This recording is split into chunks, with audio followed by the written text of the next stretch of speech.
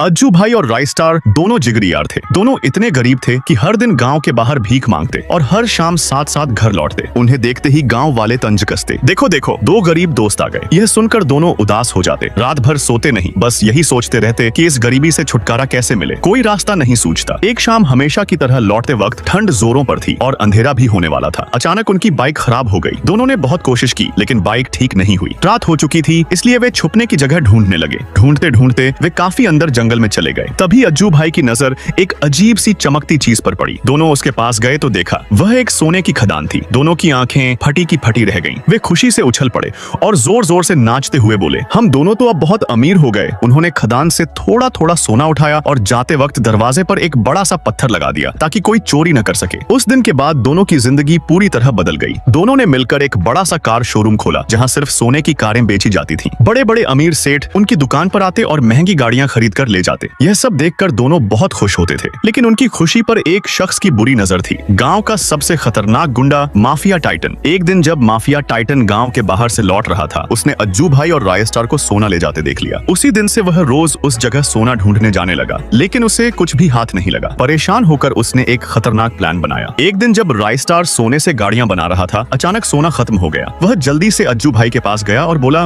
अज्जू मेरे भाई, सोना खत्म हो गया है, तुम जल्दी खदान से सोना लेकर आओ। अज्जू भाई गाड़ी में बैठा और सोना लाने निकल पड़ा। उसे क्या पता था कि उनकी सारी बातें माफिया टाइटन छुपकर सुन रहा था। वह अज्जू भाई का पीछा करने लगा और कुछ ही देर में खदान के पास पहुंच गया। माफिया टाइटन ने छुपकर देखा। अज्जू भाई धीरे से एक बड़े पत्थर के सामने खड़ा हुआ और बोला, खुल जा वरना रायस्टार आ जाएगा। इतना सुनते ही पत्थर अपने आप हट गया। यह देखकर माफिया टाइटन की आंखों में लालच चमक उठा। दूसरी तरफ रायस्टार बेसब्री से अज्जू भाई का इंतजार कर रहा था। उसने कहा, आज अज्जू को आने में बहुत देर हो रही है। परेशान होकर वह खुद खदान पहुंच गया। अंदर जाकर देखा अज्जू भाई बेहोश पड़ा था। रायस्टार घबरा गया। उसने उसे उठाया और बोला, क्या हुआ अज्जू, तेरा यह हाल किसने किया? अज्जू भाई ने होश में आते ही सारी बात बता दी। मैं सोना बाहर रख रहा था, तभी अचानक माफिया टाइटन आ गया। उसने मुझ पर हमला किया और मुझे बेहोश कर दिया, फिर सारा खजाना लूट कर ले गया। यह सुनते ही रायस्टार गुस्से से लाल हो गया। उसने कहा, तू अभी हॉस्पिटल जा, माफिया टाइटन को मैं अभी सबक सिखाकर आता हूँ। उधर माफिया टाइटन खुशी से चिल्ला रहा था, अब मैं भी रायस्टार जैसा अमीर बन जाऊंगा। अभी वह खुश हो ही रहा था कि अचानक उसे किसी के कदमों की आवाज सुनाई दी। पलट कर देखा तो सामने रायस्टार खड़ा था। लेकिन उसके बाद जो हुआ उसे देखने से पहले आप लोग फ्री फायर